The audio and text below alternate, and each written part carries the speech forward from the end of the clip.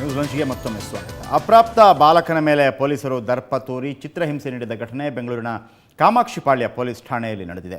16 ವರ್ಷದ ಬಾಲಕ ಭರತ್ ಚಿತ್ರಹಿಂಸೆಗೊಳಪಟ್ಟ ಬಾಲಕ. ಕಾಮಾಕ್ಷಿಪಾಳ್ಯದ ಬಾಟಾ ಶೋರೂಮ್ನಲ್ಲಿ ಕೆಲಸ ಮಾಡುತ್ತಿರುವ ಭರತ್ನನ್ನು ಕಳೆದ ರಾತ್ರಿ ಕಾಮಾಕ್ಷಿಪಾಳ್ಯ ಪೊಲೀಸರು ಕಳ್ಳತನ ಆರೋಪ ಹೊರಿಸಿ ಠಾಣೆಗೆ ತಂದಿದ್ದಾರೆ. 2 ತಿಂಗಳ ಹಿಂದೆ ಜ್ಯುವೆಲರಿ ಶಾಪ್ನಲ್ಲಿ ನಡೆದಿದ್ದ ಕಳ್ಳತನ ಸಂಬಂಧ ವಿಚಾರಣೆ ನಡೆಸಿದ ಪೊಲೀಸರು ಬಾಲಕನಿಗೆ ಚಿತ್ರಹಿಂಸೆ ನೀಡಿದ್ದಾರೆ. ಎಡಗೈಯನ್ನು ಸಂಪೂರ್ಣ ತಿರುಚಿರುವ ಪೊಲೀಸರು ಆತನ ಮರ್ಮಾಂಗಕ್ಕೆ ದಾರ ಕಟ್ಟಿ ಎಳೆದಿದ್ದಾರೆ.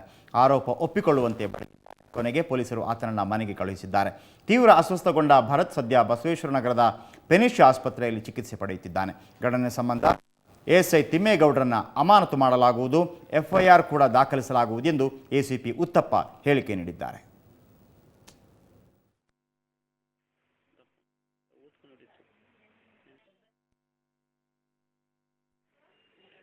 ಇವತ್ತಿನ ದಿವಸ ಈ ಕಾಮಾಕ್ಷಿಪಾಳ್ಯದಲ್ಲಿರ್ತಕ್ಕಂಥ ಪೊಲೀಸರು ಮನುಷ್ಯರೇ ಅಲ್ಲ ಅನ್ನೋ ರೀತಿಯಲ್ಲಿ ಪ್ರವರ್ತನೆ ಮಾಡಿದ್ದಾರೆ. ಈ ಒಂದು 16 ವರ್ಷದ ಬಾಲಕನಿಗೆ ಅವನ ಮರ್ಮಾಂಗ ಎಷ್ಟು ಮುಖ್ಯ ಅನ್ನೋದು ಇವತ್ತು ಇಡೀ ಜಗತ್ತಿನಿಗೆ ಗೊತ್ತಿರುವಂಥ ವಿಷಯ. ಆ ಮರ್ಮಾಂಗಕ್ಕೆ ಒಂದು ಆಫ್ಘಾನಿಸ್ತಾನ, ಖಾಂದಾರು ಈ ರೀತಿ ಒಂದು ಅಘೋರವಾದಂಥ ಒಂದು ಶಿಕ್ಷೆಯನ್ನು ಕೊಟ್ಟು ದಾರ ಕಟ್ಟಿ ಆತನ ಮರ್ಮಾಂಗವನ್ನು ಘಾಸಿಗೊಳಿಸಿ ರಕ್ತ ಬರೋ ರೀತಿಯಲ್ಲಿ ಮಾಡಿರೋದನ್ನು ನೋಡಿದ್ರೆ ಆ ತಿಮ್ಮೇಗೌಡ ಅನ್ನೋ ಒಬ್ಬ ASI ಮೋಸ್ಟ್ ಪ್ರಾಬಬಲಿ ಅವರು ಒಂದು ಸಲಿಂಗ ಕಾಮಿ ಆಗಿರಬೇಕು. ಆ ಚಿಕ್ಕ ಹುಡುಗನ ಜೊತೆಯಲ್ಲಿ ಅವರು ಸಲಿಂಗ ಕಾಮ ಯತ್ನಕ್ಕೆ ಪ್ರಯತ್ನ ಪಟ್ಟಿರ್ಬೋದು. ಅಂಥ ಒಂದು ಸಂದರ್ಭದಲ್ಲಿ ಇದು ಆಗಿರಬಹುದು ಅನ್ನೋದು ಮೇಲ್ನೋಟಕ್ಕೆ ಕಂಡು ಬರ್ತಾ ಇದೆ.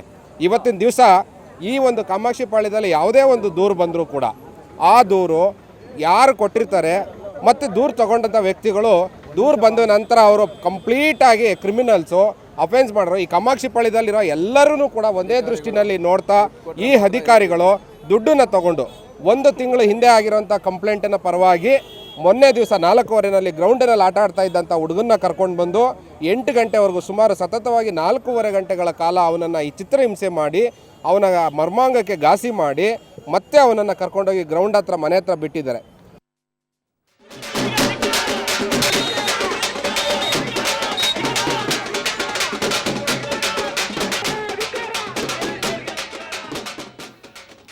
ಅಪ್ರಾಪ್ತ ಬಾಲಕನ ಮೇಲೆ ಪೊಲೀಸರು ದರ್ಪ ತೋರಿ ಚಿತ್ರಹಿಂಸೆ ನೀಡಿದ ಘಟನೆ ಬೆಂಗಳೂರಿನ ಕಾಮಾಕ್ಷಿಪಾಳ್ಯ ಪೊಲೀಸ್ ಠಾಣೆಯಲ್ಲಿ ನಡೆದಿದೆ. ಇದಕ್ಕೆ ಸಂಬಂಧಪಟ್ಟಂತೆ ತೀವ್ರ ಪ್ರತಿಭಟನೆ ಕೂಡ ಸಂಬಂಧಿಕರಿಂದ ವ್ಯಕ್ತವಾಗ್ತಾ ಇದೆ. ಅದರ ದೃಶ್ಯಗಳನ್ನು ಕೂಡ ನೀವೀಗ ನೋಡಬಹುದಾಗಿದೆ. 16 ವರ್ಷದ ಬಾಲಕ ಇದೀಗ ಬಸವೇಶ್ವರ ನಗರದ ಪೆನಿಶ್ ಆಸ್ಪತ್ರೆಯಲ್ಲಿ ಚಿಕಿತ್ಸೆ ಪಡೆಯುತ್ತಿದ್ದಾನೆ.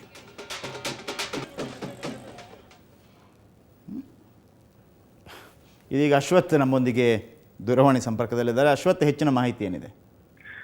ಜಯಪ್ರಕಾಶ್, ಇದೊಂದು ಅಮಾನವೀಯ ಕೃತ್ಯ ಅಂತ ಹೇಳ್ಬೋದು. ಕಾಮಾಕ್ಷಿಪಾಳ್ಯ ಪೊಲೀಸರ ಕೃತ್ಯ. ಕಾಮಾಕ್ಷಿಪಾಳ್ಯ ಪೊಲೀಸರು ನಿಜಕ್ಕೂ ಒಂದು ಅಮಾನವೀಯ ಕೃತ್ಯನ ಮಾಡಿದ್ದಾರೆ ಅಂತ ಹೇಳ್ಬೋದು.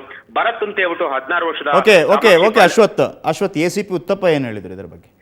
ACP MK ಉತ್ತಪ್ಪ ಅವರು ಈಗ ಏನು ASI ತಿಮ್ಮೇಗೌಡ ಅಂತ ಹೇಳ್ಬಿಟ್ಟು ಹಲ್ಲೆ ಮಾಡಿರೋರು. ಸೊ ಅವರ ಮೇಲೆ ನಾವು ಕಾನೂನು ರೀತಿ ಕ್ರಮ ತಗೊಂತೀವಿ, ಮತ್ತೆ ಅವರನ್ನ ಸಸ್ಪೆಂಡ್ ಮಾಡ್ತೀವಿ, ಮತ್ತೆ ಅವ್ರ ಮೇಲೆ FIR ಕೂಡ ದಾಖಲು ಮಾಡ್ತೀವಿ ಅಂತ ಹೇಳ್ಬಿಟ್ಟು ACP ಅವರು ಮಾಧ್ಯಮದ ಮುಖಾಂತರ ಮತ್ತೆ ಸ್ಥಳೀಯರ ಮುಖಾಂತರ ಏನು ಪ್ರತಿಭಟನೆ ಮಾಡಕ್ಕೆ ಸಾಕಷ್ಟು ಜನ ಬಂದಿದ್ರು ಅವರ ಮುಖಾಂತರ ಸಹ ಹೇಳಿಕೆ ನೀಡಿದ್ದಾರೆ. ಸೊ ಈಗ ನೆಕ್ಸ್ಟ್ ಫರ್ದರ್ DCP ಸಿದ್ದರಾಮಪ್ಪ ಅವರು ಇದ್ರ ಯಾವ ರೀತಿ ಆಕ್ಷನ್ ತಗೊಂತಾರೆ, ಮತ್ತೆ ಜ್ಯೋತಿ ಪ್ರಕಾಶ್ ಮಿರ್ಜಿ ಅವರು ಯಾವ ರೀತಿ ಆಕ್ಷನ್ ತಗೊಂತಾರೆ ಅಂತ ಹೇಳ್ಬಿಟ್ಟು ಕಾದು ನೋಡಬೇಕಾಗಿದೆ ಜಯಪ್ರಕಾಶ್. ಓಕೆ, ಆದ್ರೆ ತಿಮ್ಮೇಗೌಡರು ಈ ರೀತಿ ವರ್ತಿಸೋದಕ್ಕೆ ಏನ್ ಕಾರಣ? ಆ ಬಾಲಕನ ಮೇಲೆ, ಅದು ಕೂಡ 1 ತಿಂಗಳ ಹಿಂದೆ ನೀಡಿದಂತಹ ಕಂಪ್ಲೇಂಟು, ಈ ರೀತಿ ಆ ಬಾಲಕನ ವಿರುದ್ಧ ದೌರ್ಜನ್ಯ ತೋರಿಸೋದಕ್ಕೆ ಏನು ಕಾರಣ?